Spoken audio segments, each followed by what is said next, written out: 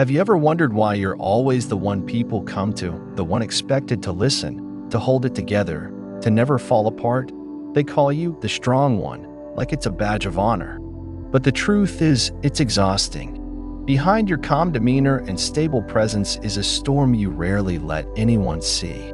Because somewhere along the way, you were taught, either directly or through painful experiences, that vulnerability isn't safe, that showing emotion is weakness, that asking for help makes you a burden. Today's video isn't just about emotional burnout. It's about the quiet suffering of the strong one, and why it's time to let go of the strength that's breaking you. This is for the people who show up for everyone else but feel invisible themselves. This is for you. Chapter 1. The Unseen Burden. Let's start here. Being the strong one often comes from trauma. You might have grown up in a chaotic environment. Maybe your parents relied on you emotionally, or you had to grow up too fast. Maybe no one was there for you, so you became the one who was there for everyone else. You built a role, the reliable one, the unshakable one. It became your identity. But strength rooted in survival isn't true strength, it's protection. It's armor. And while armor keeps you safe, it also keeps people out. So you go through life appearing put together. But no one sees the tears you hold back. No one sees the anxiety in your chest when someone else needs you and you're already empty. And the cruel irony? People stop checking on you because you've always been fine. They assume you don't need support because you never ask for it. But inside, you're screaming, I need help too. You've been conditioned to suppress your needs because being needed made you feel valuable. That conditioning becomes a pattern, one that's incredibly hard to break. Chapter 2. The Fear of Receiving. Being the strong one means you give constantly. But why is it so hard to receive? Because receiving requires vulnerability. It means trusting others won't judge you, leave you, or see you as weak. And if you've been let down before, by people who should have protected you, that kind of trust feels impossible. So you keep giving. You pour into everyone else while your own cup stays empty. You tell yourself, I don't want to be a burden. I'm used to doing it alone. I'll rest later. But later never comes. You help because helping feels safe. Receiving feels dangerous. Even compliments make you uncomfortable. Because deep down, you don't believe you're allowed to be cared for. You fear being vulnerable because it might lead to disappointment or rejection. So you keep your guard up, even around people who love you. But here's the truth. Strength isn't about how much you carry. It's about being honest when you can't carry anymore. Letting others care for you isn't weakness, it's healing. Chapter 3. Being strong doesn't mean silent. Being emotionally resilient doesn't mean being emotionally numb. Strong people cry. Strong people break. Strong people need support, but when your identity is wrapped up in being unbreakable, the pressure builds. You hold your pain in. You smile through the heaviness, and slowly you begin to disappear under the weight of it all. You say, I'm fine, when you're not. You show up when you're exhausted. You listen when your own thoughts are screaming for quiet. This isn't strength. It's suppression, and the body keeps the score. Emotional burnout turns into physical illness, fatigue, headaches, gut issues, insomnia, because your mind is screaming for rest and you're ignoring it. It's time to redefine strength.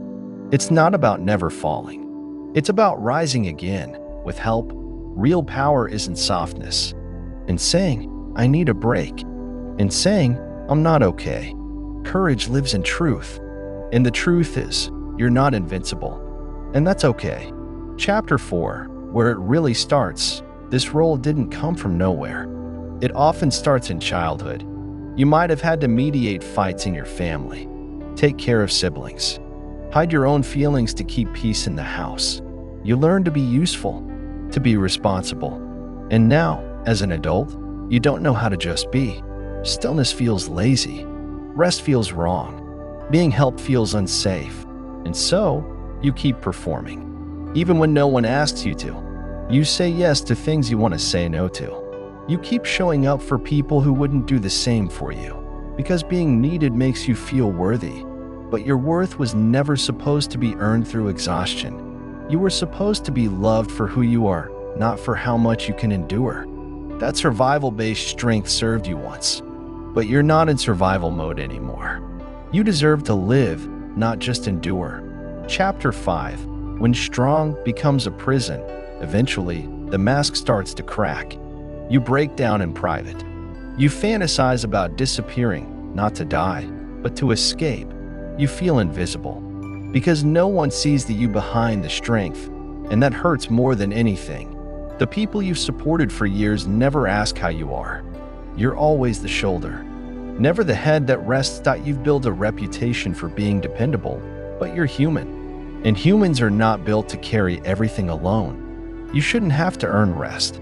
You shouldn't feel guilty for saying no. You shouldn't be afraid to be soft. Letting people in doesn't make you weak. It makes you free. Imagine being loved without conditions, without expectations. Imagine being allowed to just be. That's not a dream. It's a right. Chapter 6. Learning to receive. So how do you begin to let go of this exhausting strength? First, by acknowledging the cost. What is being the strong one taken from you? Time? Peace? Your health? Your joy? Then, start small. Let someone in. Just one person. Say, I need help. Even if it's uncomfortable, practice being seen, not for what you do, but for who you are. Start receiving without apology. Accept compliments. Rest without guilt. Let yourself break without judgment. It will feel wrong at first. That's okay. It's unfamiliar, not unsafe. You are rewiring years of survival, and that takes time. But you deserve softness. You deserve reciprocity.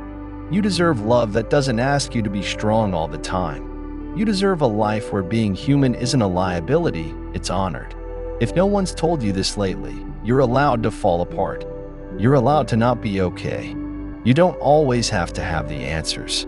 You are worthy, even when you're quiet, even when you rest, even when you cry. Being strong helped you survive. But now it's time to live. Let go of the armor. You were never meant to carry it forever. Let others show up for you. Let yourself be held. Let yourself be human. Because real strength, the kind that heals, isn't in holding on. It's in letting go. If this message spoke to your soul, let me know in the comments. Type, I feel this, so I know I'm not alone in this journey with you. Share this with someone who's always been the strong one. Let them know they deserve rest too. And if you're new here, subscribe to Limitless Mind, where we talk about healing, inner work, and unlearning the roles that are breaking us. Take care of your heart.